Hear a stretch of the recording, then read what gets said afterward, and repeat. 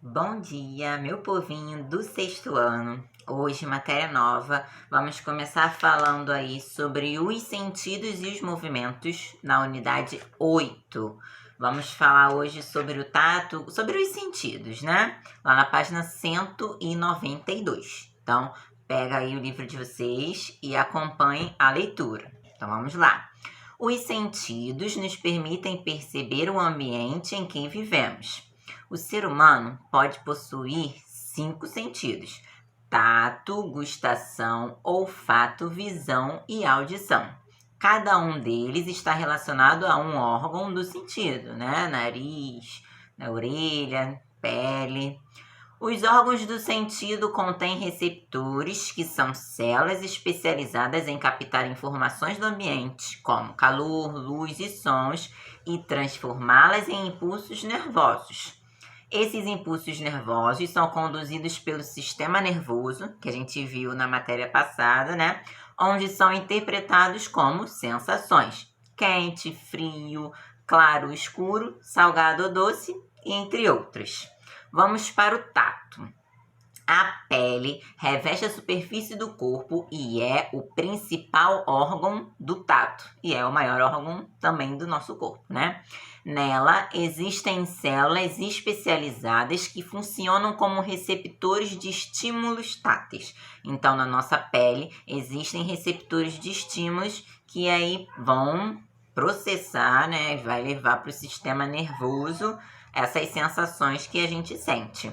As informações enviadas pelos receptores da pele ao cérebro geram sensações relacionadas ao formato, consistência, textura e a temperatura dos materiais. Por exemplo, a nossa pele, ela tem a sensação, por exemplo, se você tocar numa panela e ela estiver quente, você vai saber que ela está quente, porque os receptores vão identificar e o seu cérebro vai, tá quente, tira a mão. Se você tá lá chupando um sacolé, tá tão gelado que a sua mão às vezes fica congelada, né? Então, ela também sabe que ali tá gelado. Então, os nossos receptores que ficam na nossa pele, eles mandam esses estímulos para o nosso cérebro e a gente consegue identificar se é liso, áspero, macio, tá bom? Então, vamos falar agora sobre a gustação. Nham, nham. Ai, gente, se a gente tivesse na aula, a gente ia fazer umas experiências legais. Mas quem sabe eu faço com vocês ao vivo também, né? Ano passado eu tampava os olhos dos alunos, botava para comer limão, coisa assim, cheirar café. Foi engraçado. Quem sabe a gente pode fazer isso, né? Vamos tentar. Então vamos para a gustação. A língua é o principal órgão do sentido da gustação. Nela existem estruturas microscópicas chamadas papilas gustatórias, que também existem nas bochechas e no céu da boca. Nas papilas, há receptores capazes de captar estímulos. Eles são transformados em impulsos nervosos e transmitidos ao cérebro, onde são interpretados como gosto: doce, salgado, azedo, amargo e umami, que eu nem sabia desse gosto aí. Mas aí do lado tá explicando o que é esse gosto aí, que é o quinto gosto, ó. O doce, o salgado, o azedo e o amargo são gostos que todos conhecemos. No entanto, o umami é o menos conhecido. Esse quinto gosto foi descoberto pelo químico lá em 1908. Ele é gerado por uma substância chamada glutamato, que está presente em alimentos e temperos como queijo, parmesão. Parmesão eu gosto. Cogumelo e molho shoyu. Os peixes e outras carnes. Mas, no entanto, não explicou direito o que é esse gosto, né? Mas, enfim, a gente gosta de queijo parmesão, então esse gosto tá lá no queijo parmesão, né? O sabor dos alimentos resulta da combinação desses 5 gostos principais, com as informações olfativas e as sensações táteis na língua. É importante saber que quando a gente não, quando a gente tá com o nariz entupido, a gente perde um pouco o gosto das coisas. Já perceberam isso? Ai, tô gripada. Nossa, eu não tô sentindo o gosto direito desse alimento. Então, é tudo interligado. tá? Então, nossa pele, tá? É o órgão do tato e a nossa língua é o órgão da gustação. Então, agora nós vamos falar sobre o olfato, nosso nariz. O nariz é o principal órgão relacionado ao olfato. Os receptores de substâncias aromáticas estão localizados na parte superior da cavidade nasal. Eles geram impulsos nervosos que são conduzidos até o cérebro. Por exemplo, a presença de... Ih, me enrolei aqui, ó. Calma aí que eu me perdi. Eu que li errado mesmo. Eles geram impulsos nervosos que são conduzidos até o cérebro, conduzindo as sensações de odor. Além de contribuir para a percepção dos sabores, o olfato serve de alerta para situações de perigo. Por exemplo, o gás está escapando, você sente o cheiro do gás, né? Opa, tem gás vazando aí, tem bolo queimando aí. Então, também para situações de perigo.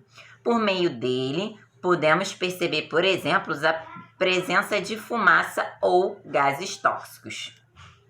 A minha prima tem uma colega que ela não sente cheiro nenhum. Então, o povo fica... Ela casou, né? E ficam, às vezes, sei lá, de olho nela. Porque, por exemplo, se estiver escapando gás na casa, ela não vai sentir cheiro e pode até morrer, né? Asfixiada. Então, bem complicado. Ela não sente cheiro de nada, gente. Engraçado, né? À medida que envelhecemos, o olfato tende a se deteriorar. Você vai sentindo menos, né, o olfato. Por esse motivo, crianças e jovens sentem maior variedade de odores com mais intensidade que pessoas idosas.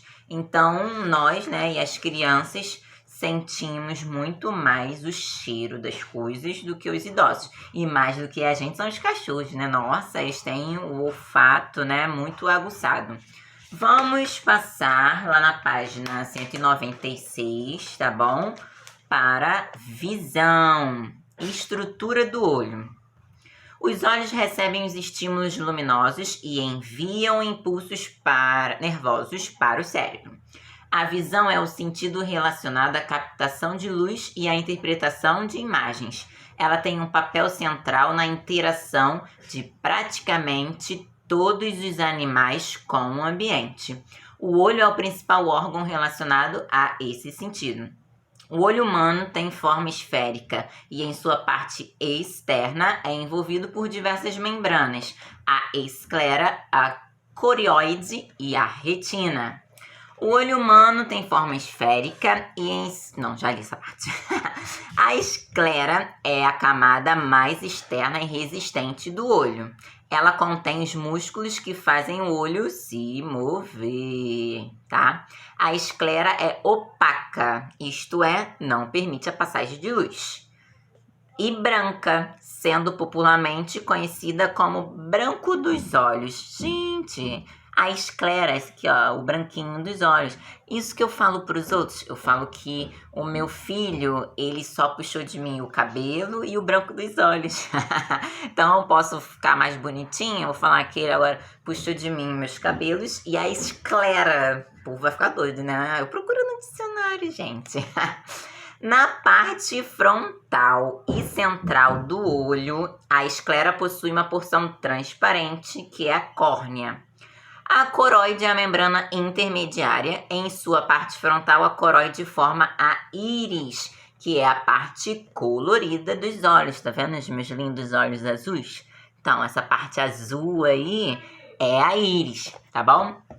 A coloração do olho deve-se à presença de pigmentos que, dependendo da quantidade, resultam em diferentes cores. No centro da íris há uma abertura chamada de pupila, que é essa partezinha preta, tá? A íris aumenta e diminui o tamanho da pupila, regulando a quantidade de luz que entra no olho. Vou acabar de ler, eu faço uma experiência com vocês, espera aí.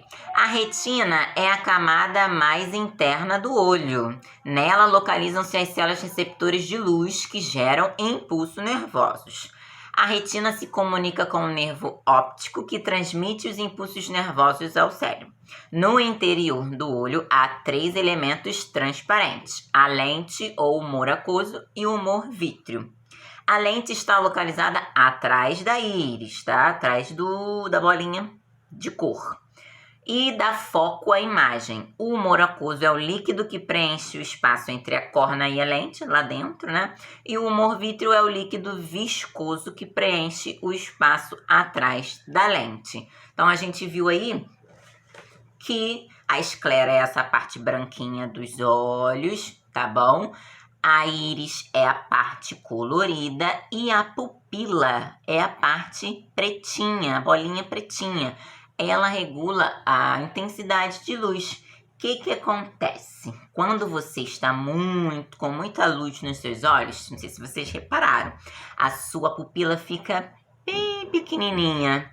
E quando você está num lugar que, vamos dizer assim, tem pouca luminosidade, a sua pupila dilata, porque ela quer pegar maior quantidade de luz.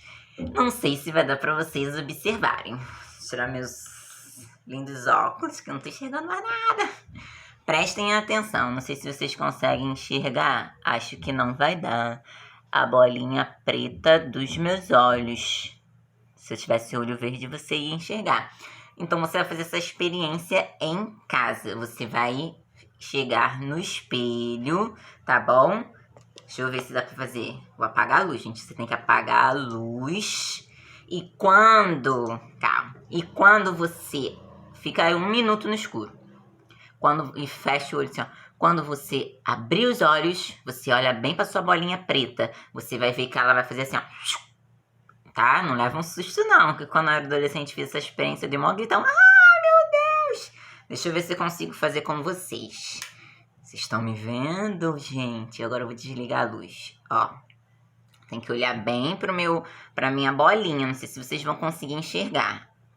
Ó. Calma, vou ficar um pouco no escuro. Olha o escuro. 1, 2, 3 e... Já.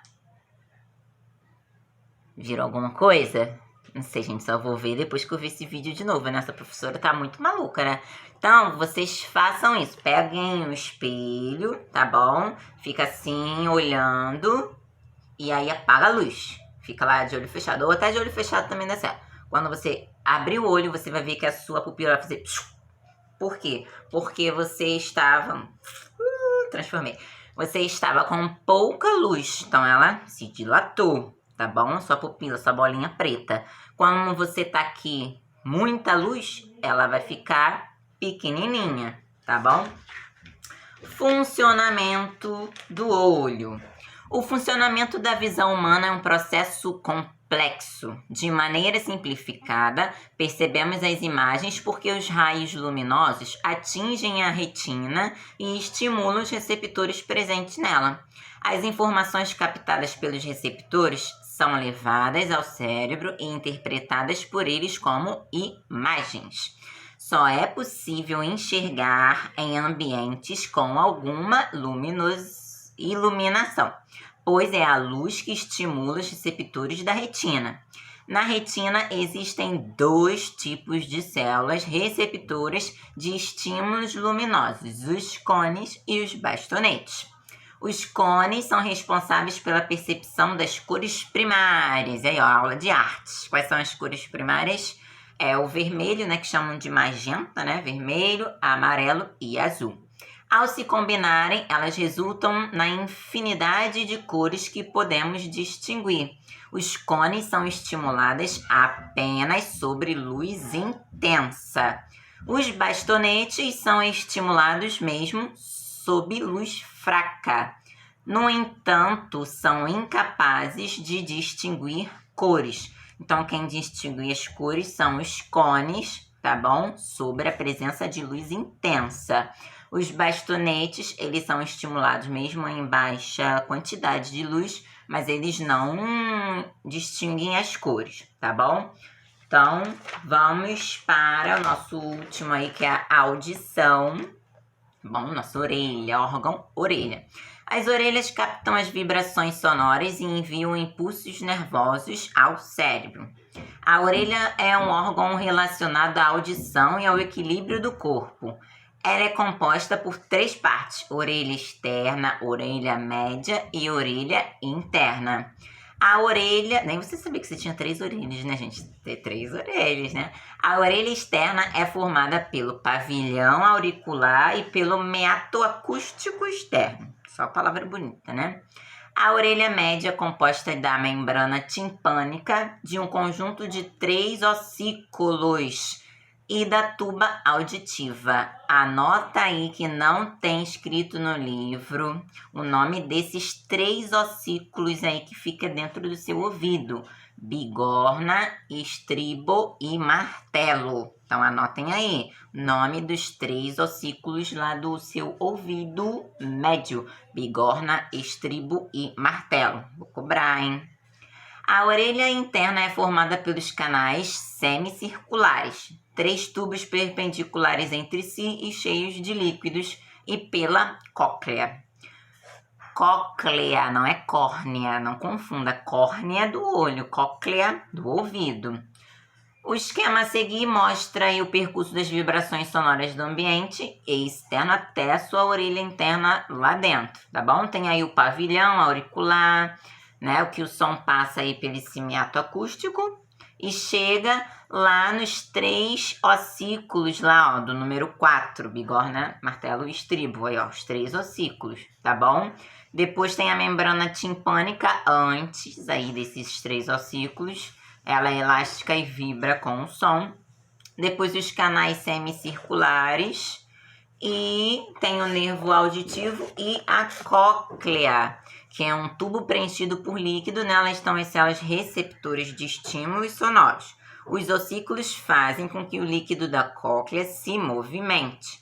As células receptoras captam esse movimento e os transformam em impulsos nervosos que são conduzidos pelo nervo auditivo até o cérebro.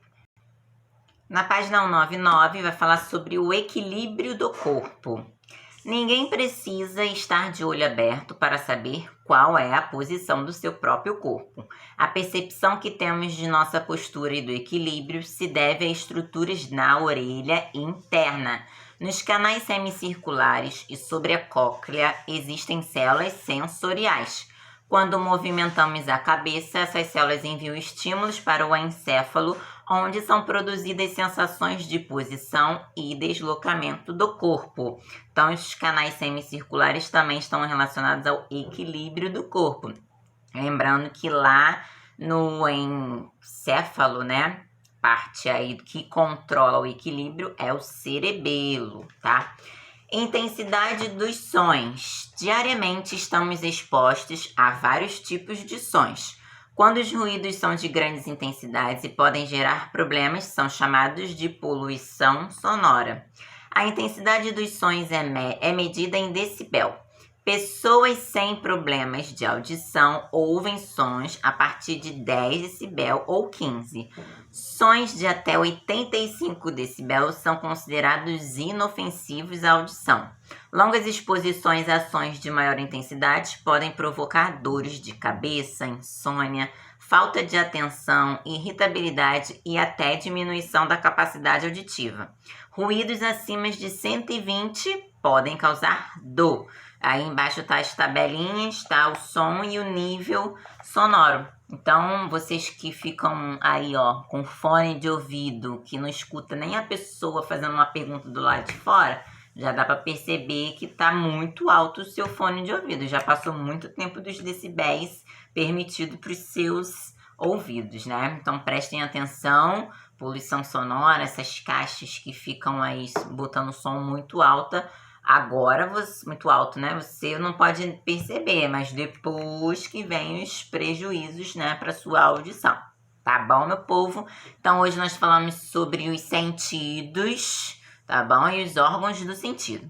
A gente vai estar falando mais no Meet, fazendo um exercício e tirando as dúvidas, tá bom? Então, um grande beijo para vocês e até daqui a pouquinho.